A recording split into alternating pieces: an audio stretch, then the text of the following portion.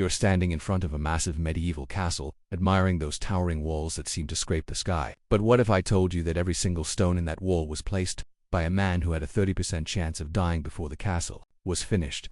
Welcome to the brutal reality of medieval construction, where building a castle wasn't just architecture. It was organized chaos wrapped in human sacrifice. Meet Thomas the Stone. No, that wasn't his real name, but after 15 years of hauling massive rocks up scaffolding that would make OSHA agents faint, everyone called him that. Thomas lived in 1287, and he was about to embark on the most dangerous job in medieval England, building Blackrock Castle for Lord William de Vere. What Thomas didn't know was that this project would consume the next decade of his life if he to survive that long. Every castle started with one man's vision, but not the Lord who ordered it. No, the real genius was the master builder, a guy who carried the entire blueprint in his head like some medieval superhero. Imagine being responsible for a $50 million project today. Except your only tools are a piece of rope, a wooden square, and your brain. No CAD software, no engineering degree, just pure intuition developed over decades of trial and error. Master Geoffrey of York was Blackrock's architect, and he was basically the Steve Jobs of stone construction. This man could look at a hillside and mentally calculate load-bearing capacities, design spiral staircases that would confuse attackers, and plan drainage systems that still work today. His salary, more than a knight's, because one miscalculation meant the entire tower comes crashing down, along with his reputation and probably his life. But here's the crazy part. Geoffrey had no blueprints, zero. He'd mark out the entire castle, lay out directly on the ground using stakes and rope, like some massive medieval connect-the-dots game. For complex details, he'd draw full-size templates on a plaster floor in his workshop, then transfer them to wooden boards. It was like building a skyscraper from memory. While everyone admires the castle walls, the real nightmare happened underground. Thomas's first job, digging the foundation trenches. We're talking about moving millions of cubic feet of earth with nothing but iron picks and wooden shovels. The trenches were often 30 feet deep and 60 feet wide, basically excavating a small canyon by hand. But here's where it gets terrifying. These trenches were death traps. The walls would collapse without warning, burying workers alive. Thomas watched 3 men disappear under an avalanche of mud during his first month. The foreman just marked their names off the payroll and kept digging. Groundwater would flood the trenches, forcing workers to stand waist-deep in freezing mud while bailing water with leather buckets. The foundation stones were massive, some weighing over a ton. These had to be lowered into the trenches and positioned perfectly, because any mistake would cause the entire castle to eventually crack and collapse. Thomas and his crew would spend days just moving a single stone into place, using nothing but ropes, wooden levers, and raw human strength. Building Blackrock Castle required mobilizing an army of workers. We're talking about 2,000 people at peak construction. At the bottom were the peasants, forced to work as part of their feudal obligations. They did the dirtiest, most dangerous jobs for nothing but food. Above them were the skilled craftsmen, each with their own specialty and pay grade. Thomas started as a basic laborer but worked his way up to become a skilled mason. The hierarchy was brutal but clear. Quarrymen extracted the stone, rough masons built the basic walls, and Freemasons, yes, that's where the name comes from, carved the intricate details. At the top were the master craftsmen, guys who could carve a stone rose that looked real enough to smell. The entire workforce lived in a temporary city at the base of the castle, thousands of men crammed into wooden barracks, mud huts, and tent camps. It was like a medieval construction boomtown, complete with markets, taverns, fights, and diseases that spread like wildfire through the overcrowded conditions. Every morning, Thomas would climb the wooden scaffolding that wrapped around the castle like a spiderweb. But forget modern safety equipment. This scaffolding was held together with hemp rope and prayer. The wooden planks were narrow, slippery when wet, and had zero safety railings. Working 100 feet up in the air on a platform that swayed in the wind. Here's another Tuesday for Thomas. The scaffolding was integrated into the castle walls through put-log holes, square openings where horizontal beams were inserted to support the working platforms. You can still see these holes in castle walls today, like scars from a construction nightmare. As the walls grew higher, workers had to constantly rebuild the scaffolding, climbing higher and higher on increasingly unstable structures. Falls were the #1 killer on the construction site. Thomas saw men plummet to their deaths weekly. A broken rope, a rotten beam, or just a moment of dizziness was all it took.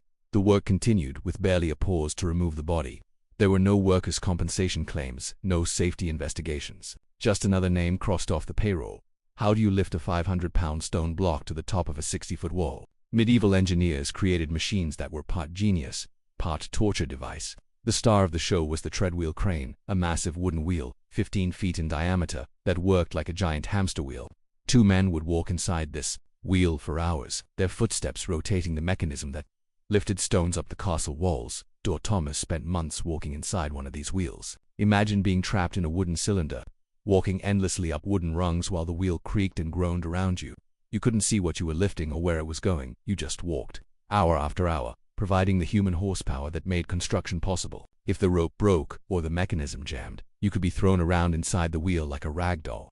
These machines were entirely made of wood and rope. Built on site by carpenters, they broke down constantly, and when they did, workers were often injured or killed, but they were also incredibly effective. A good crew could lift 400 cubic yards of stone in a single day, using nothing but human muscle power. The mortar that held the castle together was produced through a process that was part chemistry, part medieval alchemy. Limestone had to be burned in massive stone kilns at 1,600 degrees Fahrenheit for days. The workers who tended these kilns worked in conditions that can only be described as hellish: constant heat, toxic smoke, and the ever-present danger of steam explosions when water was added to the quicklime. But here's where it gets weird. Medieval mortars often contained bizarre ingredients. Thomas helped mixed batches that included ox blood, egg whites, cottage cheese, and even human urine. These organic additives actually worked, creating polymer compounds that made the mortar stronger and more flexible. It was accidental biochemistry that modern scientists are still trying to fully understand. The mortar was so important that samples were tested before use. A bad batch could cause an entire wall section to fail, potentially killing workers and destroying months of progress. The mixing was done in large wooden troughs, with workers stirring the caustic lime mixture by hand. The lime would eat through skin and clothing, leaving permanent scars on anyone who worked with it regularly.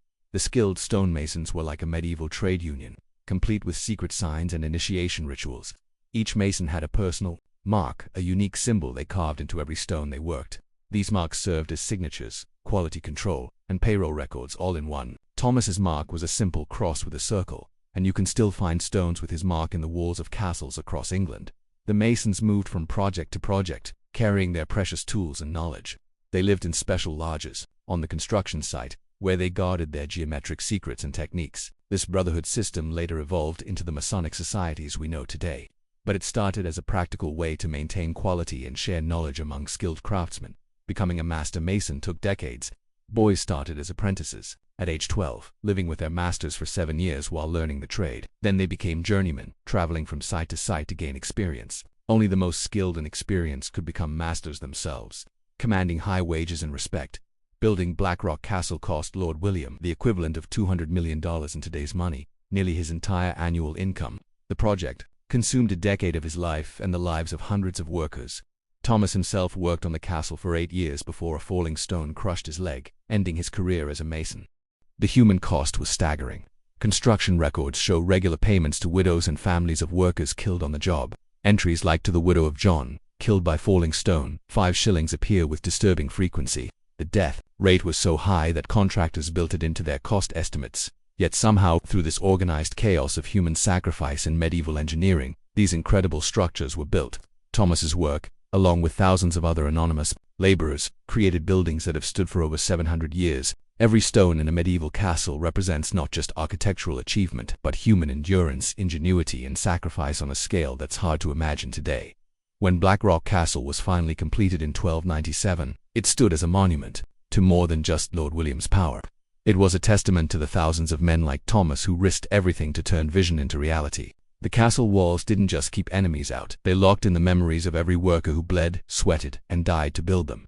The next time you see a medieval castle, remember Thomas the Stone and the army of forgotten builders who made it possible. They built with nothing but primitive tools, raw courage, and an unshakable belief that they could turn rock into legend. These incredible stories of human achievement and sacrifice are hidden throughout history, waiting to be discovered. If you want to uncover more amazing tales of how our ancestors built the impossible, hit that subscribe button. Trust me, you won't want to miss what we're uncovering next. The secrets are just getting started.